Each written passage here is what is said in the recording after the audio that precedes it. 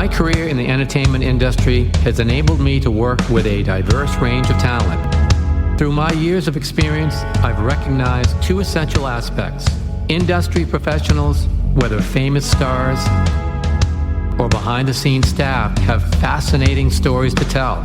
Secondly, audiences are eager to listen to these stories, which offer a glimpse into their lives and the evolution of their life stories. This podcast aims to share these narratives, providing information on how they evolved into their chosen career. We will delve into their journey to stardom, discuss their struggles and successes, and hear from people who helped them achieve their goals. Get ready for intriguing behind-the-scenes stories and insights into the fascinating world of entertainment. Hi, I'm Tony Mantor. Welcome to Almost Live Nashville. Joining us today is Juliet Dawn, a former X Factor contestant who has also performed at the Royal Albert Hall. She credits her Christian faith helping her overcome decades of trauma. She is now preparing to share her journey with her new music she recorded right here in Nashville. She is channeling her most intimate stories born from decades of triumphs and trials into her new album entitled Born to Be. This collection of music is one of hope and healing. She wants to channel her new music as a lifeline for those who are battling their inner struggles, pouring her heart into every note in the hope that it becomes a source of strength and healing to guide them through their darkest moments. She has had an extraordinary journey and is here to share this all with us. So before we dive into our episode, we'll be back with an uninterrupted show right after a word from our sponsors.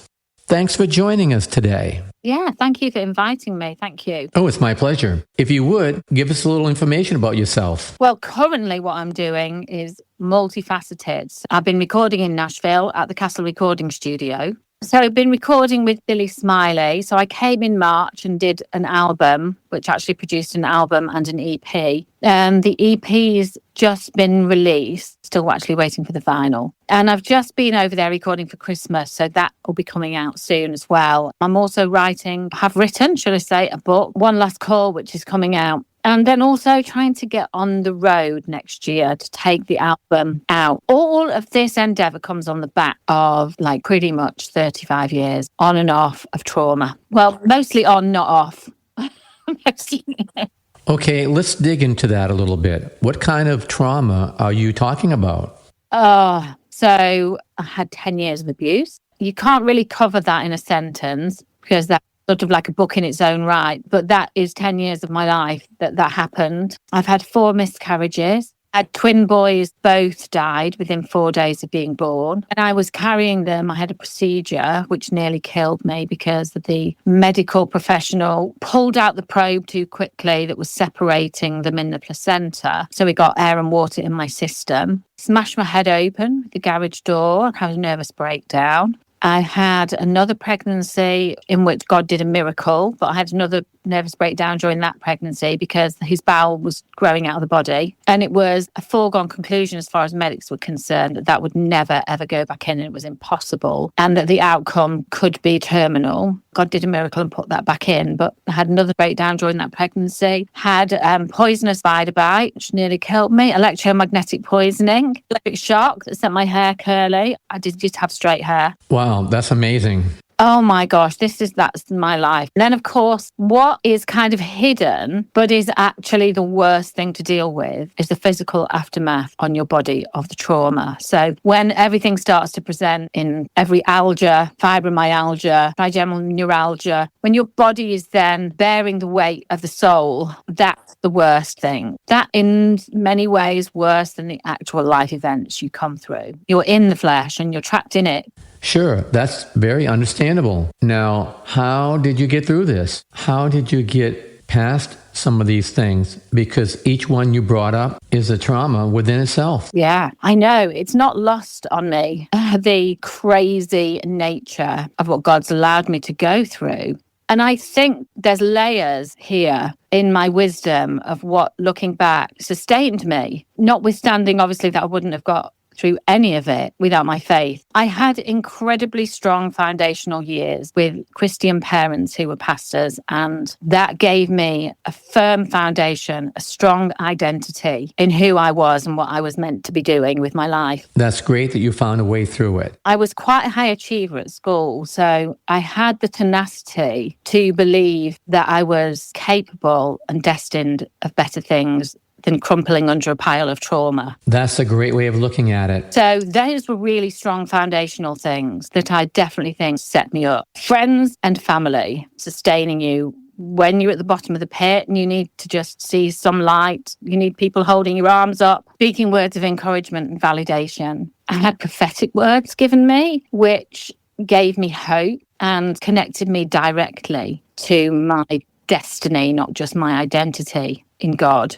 A commission directly from God as well about the commission in the death of my twin boys. And I was crying out to God why. He answered that through a woman on a piece of paper. It was basically God saying, I've allowed you to taste the depth of grief a human heart can bear so that you can align with my broken heart. And as you share your pain, will you share my pain? And then I had a different perspective and I felt very humbled instead of being shattered. So there were so many layers in this. Character, identity, fellowship, God's proclaimment over my life, strong roots, foundation, so many things helped me get through. Well, the main thing is that you did get through. Did this happen before or after you was on the X Factor? So the X Factor happened after the twins had died. And this was it was a surreal chapter of my life because it was my sister-in-law that applied for us to go on, and I didn't want to do it because I thought this is probably the one time in my life where I'm at the worst talent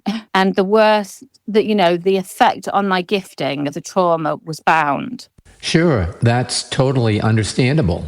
So I couldn't sing properly. I was a bit broken in the flesh and in the soul. My firstborn was going through some difficulties. There was just so many reasons why I didn't want to do it, but my sister-in-law did, and she applied for us to get on, and we got through all the audition rounds, which there was 3, I think, on 2 separate days, and we had to go back, and then we got to audition for the judges, and then we got through, and then we went to boot camp. But it was on the train on the way to boot camp, actually, that we had a phone call given the diagnosis that my father-in-law, my husband's dad, had been given 6 weeks to live. Wow, that's tough. So we didn't get off the train in time to make the decision, shall we stay or shall we go? So we ended up in London at the boot camp, not really understanding if that's what we should be doing or not. So the whole process of boot camp resulted withdrawing from the competition or asking to leave. You couldn't withdraw because actually this big manor house in the middle of nowhere, there was nowhere to go. So we actually had to ask the producers if we could leave, and the producers would only let us leave if we went to Simon in a filmed expose to ask permission to leave. So what happened next? So it was crazy. My sister-in-law was beside herself. I was in trauma from the death of my twins, and I actually was pregnant, although I didn't know it. And so I was actually quite ill that weekend. It was the hottest day of the summer of 2005, and it was about 90 odd degrees. Hadn't had water or food since 5 o'clock in the morning at breakfast. Wow, that's brutal. I was starting to wither. Obviously, anyone who's been through pregnancies will know body just does weird things when you're pregnant, and I was not coping with no food and no water. So yeah, it wasn't until I got to the train station after we'd left and I did a pregnancy test and I was pregnant. I actually went on to miscarry. Oh wow, that's too bad.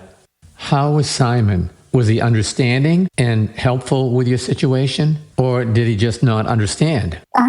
It was a little bit of both, to be honest. I'm definitely not pulling Simon down about how he handled it because he was actually quite sweet about it. I just think he was a bit naive. He definitely was trying to be understanding and sweet. And he was like, well, you know what, girls, if this is something you need to do, then I appreciate you being honest and taking the right decisions for your life. You came across kind of like that, which was really good. However, what wasn't great, he then went on to say, and I hope that you've enjoyed your experience.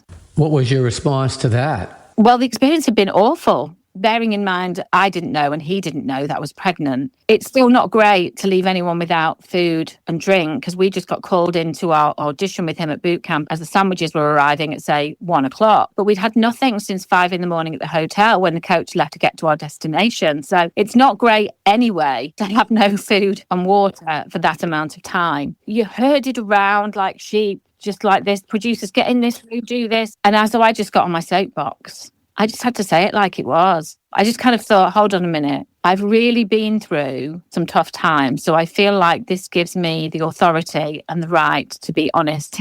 So when he said, I just hope you've enjoyed your time, I was like, no, Simon, it's actually been awful. I said, when you've been through tough times, you do actually expect to be treated with a bit of respect and not like a number, herded around like I'm a wannabe, and I'm not. I don't blame you at all. So I just had this incredible soapbox moment, which probably exists somewhere in TV history. And I could feel the cameras just like honing in on me. Like you could actually see the lens sort of like going closer. And Sunita and Simon and the other person at the table, which I think was the choreographer, Brian, I've forgotten his second name. They were all just it was a bit of a chin on the floor moment. Yeah, I'm sure they're not used to having people speak their minds. Once you did get off your soapbox, you stepped down. What was the reaction? What happened next? Yeah, I think there was then a bit more sensitivity and a bit more like, oh wow, because they just didn't expect that, I guess. So I felt like they listened to what I said, and although there wasn't really an apology as such, and I didn't expect one, but there was recognition that perhaps what I was saying was valid. So yeah, and on the back of that, if anyone looks back on 2005 at YouTube, you'll see Simon at the Manor House, potentially on the back of this conversation. You'll see him, he speaks to the producers and he's going, I'm really worried about this program. I'm really worried about the people's attitudes. And I actually think that conversation he was having, which was filmed and aired, came on the back of that wake-up call that I gave him. But that's only a good thing. Sometimes if you say things in the right way to people from the right position. But yeah, I guess I've got a bit of unfinished business with Simon because of that. My father-in-law went on to die less than 6 weeks. It was about 4 weeks. And actually, he died at the same time in hospital as I was having my miscarriage from the pregnancy. Tough times. Yeah, I cannot disagree with you. That is very tough. I have to give you a pat on the back, a compliment, whatever you need, because you got through it, and that's really what counts. Unfortunately, I certainly can relate to what you just said. Not exactly the same thing, but very similar. One friend on one floor, one friend on the floor beneath them. Yeah. Life is not easy at times, but the main thing is you did get through it. Now, I understand you opened up a boutique. Is that correct? Yeah. I mean, most of my adult life, I have been a professional singer entertainer, but in the cabaret light entertainment, not like I am now as an artist with my own music and my own message. So when I moved to Cornwall, there was no professional music scene here in the way that I'd understood it and worked for 20 years before that. So I opened up a boutique because I didn't know what else to do. There really isn't a lot of industry here. It's quite remote, quite seasonal. It's not very aspirational. You have to be entrepreneurial to get on. So I've always loved fashion. I've always been colourful and into outfit building, just love style, fashion, clothes. And so it almost just seemed the next most natural thing that I should do would be to open a shop. Sometimes you do things like that because it's part of your journey. Oh, do you know what? This has been a journey, that's for sure. You just think a shop to shop to shop, right? Yeah, right. Bong.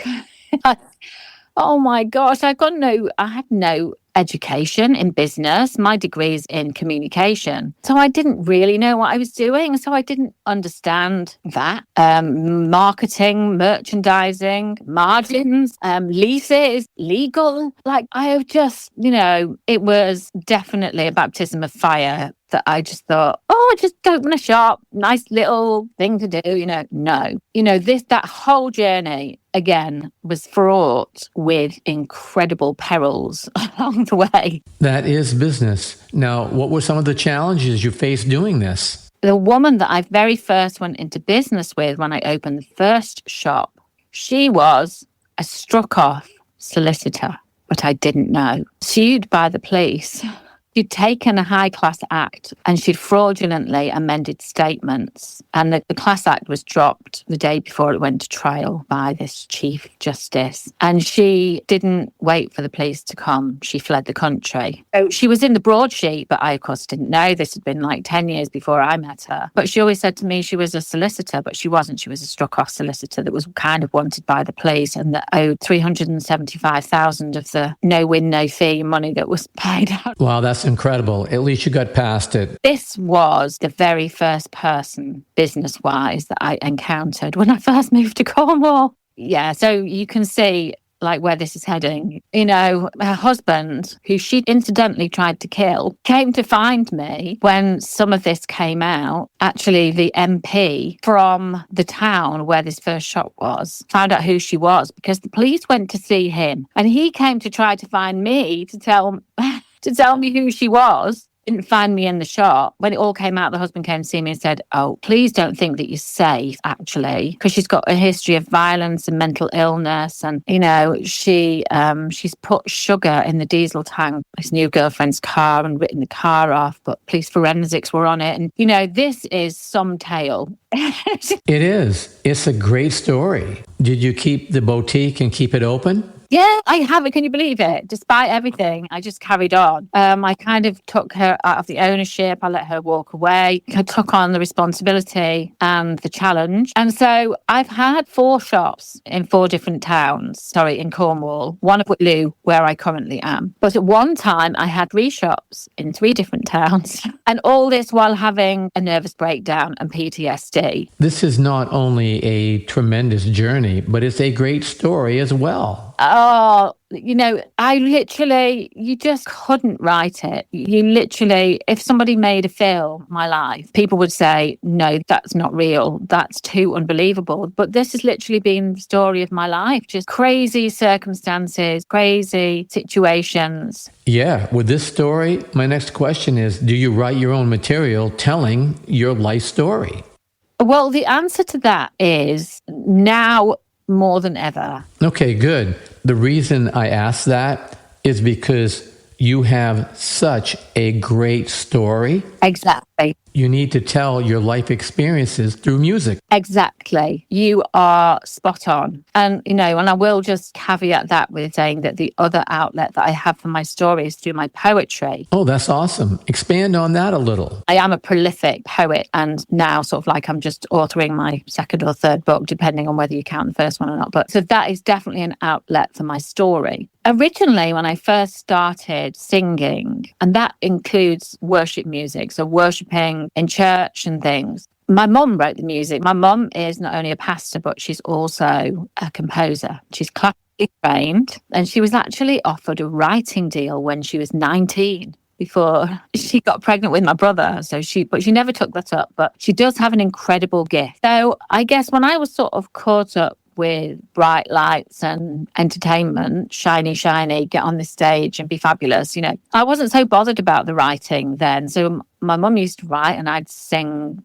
the songs and we'd record them and whatever. But over the time, it has become incredibly pivotal to me to have a hand in writing the songs that I now sing about and have become part of my message, or have become an intrinsic part of my message. The poetry, the music, my testimony, I guess, those 3 strands. Sure, that makes perfect sense. And so now I still don't have any gifting for writing melody. Definitely have gifting for steering melody. So my mum will write something and I can say, oh, just tweak up or tweak down and just repeat that. And can we not go for a high note? And let's do the octaves. I can tweak a melody, but this is so of the album that we've just recorded, Born to Be, in Nashville earlier this year. I rewrote a lot of the lyrics, fashion my story, tell my story, give validation to other people, to express authentically feelings, emotions, and dark or light emotive places, most people, you can't manufacture that if you haven't been through it. Yes, that is so true. So for sure, in answer to your question, I have begun to be a writing partner now with my mum, whereas I was just never considered, before my story became relevant, never considered it to be part of what I was called to do. But now I really believe it is. Yeah.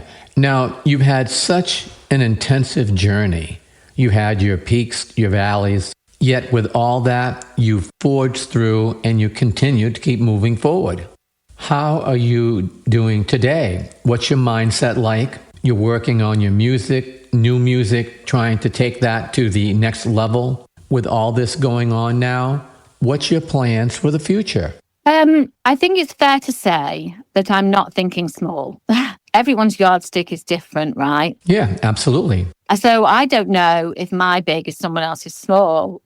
My big is I don't want to be in the box. I don't want to be confined by expectation. I almost have a disruptor spirit. I want to break the rules. I don't want to do things the way man and the industry do things.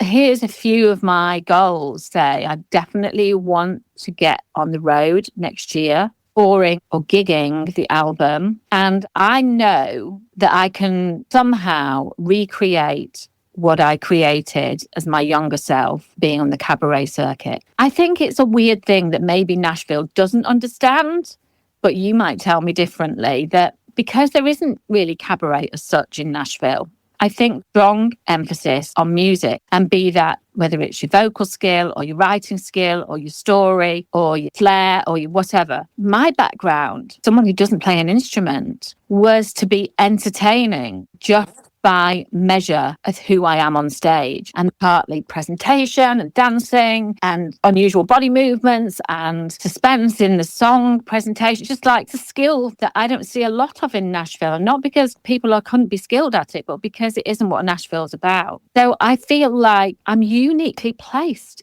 in a way in this new chapter of my life to marry the new, the story, the authenticity, and the message with the old, which is the means of translating and communicating all of that. Yeah, it can be done. It's just a matter of finding the right people to collaborate with. Someone that can see your vision, and when they do, you work together to create it and move it forward. With that said, what style of music do you see it evolving into? So, this is a really great, I believe, and unique amalgamation. So my mom, as I said, is classically trained. I'm cabaret background, so I can sing a big song, West End style. But Nashville isn't that. So we have a producer who's, ride across so many genres, but the session players are bringing a sprinkle of Nashville. So the session players on the album have played for everybody, from Dolly to Emmylou and Alan Jackson and whoever, So it's a real unusual meld of genres, influences. And when I've asked the producer to kind of nail it on, we've come kind of like inspirational soul pop with a bit of country sprinkle thrown in. I think that is a work in process. I think it could end up more country. I think it could end up more classical, depending on where the interest is. I think it could end up just more edgy, even. I don't know. But where I'm sat today is open-minded. I know that I've got plans to increase the amount of songs and the impact that the songs has. But I think I'm flexy. I'm not set. I'm still just working on what that means for me and really what's going to impact people. I mean, that was my prayer at 21. I just want to make a difference no matter the cost. And so now I've paid such a high cost in trauma, 35 years. Now I get to make the difference. I think just whatever impacts people the most. Sometimes that can be something uplifting with a positive message, and sometimes that can be something deep, emotive, touching your spirit, your soul, your deep place. Yeah, that makes sense. You have to have a variety, something that can lift them up, something that can bring them down. It's dynamics within a song. It's dynamics with a show. You get them to the point of where they are following your every movement and understanding what you're putting across and are in tune to what you're trying to do. That gives both you and the audience an emotional balance, and I think it's a really good thing and a good way to go. So how do people find you? How do they follow you? How do they keep up with everything that's new with what you have going on? So, yeah, at the moment, there is so much happening that I think the best central place to find out all the facets of the book, poetry, the music videos, the writing of my story, the EP, the single releases is probably on my website, which is julietdawn.co.uk. I would say that another really good place to start for anybody who just wants to get a handle on who I am, what it is that I'm putting out there and my message would be to go and find the 3 single releases on YouTube. We released one called There's a Time in June, and it had 176,000 views. We released Arise and Shine in September, and that's had 335,000 views. And we released Beauty for Ashes just on Friday at 70,000 views already. So there is definitely some traction. People are engaging with the music, but the music videos as well for Arise and Shine and There's a Time, I think are, exceptional in communicating a message. Yeah, so people should go and check that out. I think it's a good starting place. And that's Juliet with a T, just with a T, not the French spelling. Or is it French? It's whatever, it's Julie with a T on the end. Obviously, I'm on Spotify and all digital platforms, but we really focused on the visual because I'm a visual person as a communicator. So I think YouTube is a good place to go to get a handle. But I've also written something called The Nashville Diaries, about how my connection with Nashville started, where it came from. Started with a flood in my shop. Then it started with an invitation from an A&R person through the post and a trip to Nashville with my 80-year-old mum and et cetera, et cetera. And so I've written The Nashville Diaries, and it's a 5-email blog kind of thing. It's free. You can go onto my website and sign up for it. You can get those free. And it's a compelling story, not hollow or shallow. There's a lot of there to take for nourishment. And I think that's what people who've read it find a lot in there to chew on. Yeah, that's really good. Well, this has been great. Great information, great conversation, great story. I really appreciate you taking the time to join us today. Yeah, no, well, thank you for inviting me. I have a love and a heart for Nashville and the people there. I love the spirit. I love the whole motivational cheerleader. Everyone's cheering for everybody in Nashville, not like here in the UK where people like to drag each other down. So Nashville has my heart. And so I'm absolutely delighted to be connected to you and to the Nashville people out there. Well, it's been my pleasure. Thanks again.